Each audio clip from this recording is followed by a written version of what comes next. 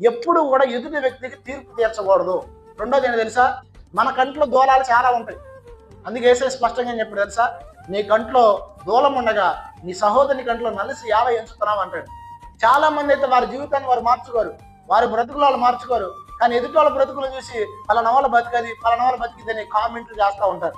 అలాంటి వారి కోసం ఈ యాకోబు రాసిన పత్రికలో యాకోబు ఏం చెప్తున్నాడు చూడండి, 11వ వచనం. ఒకనికి విరోధముగా ఒకడు మాట్లాడుకుడే తన సహోదరునికి విరోధముగా మాట్లాడి, చూడండి, తన సహోదరునికి విరోధముగా మాట్లాడి తన సహోదరుడికి తీర్పు తీర్చేవాడు ధర్మశాస్త్రమునకు వ్యతిరేకముగా మాట్లాడి ధర్మశాస్త్రానికి ఏం చేస్తాడంట అంటే, ఇప్పుడు నువ్వు ఒక వ్యక్తికి తీర్పు తీరిస్తే ఆ వ్యక్తికి తీర్పు తీర్చినట్టు కాదు.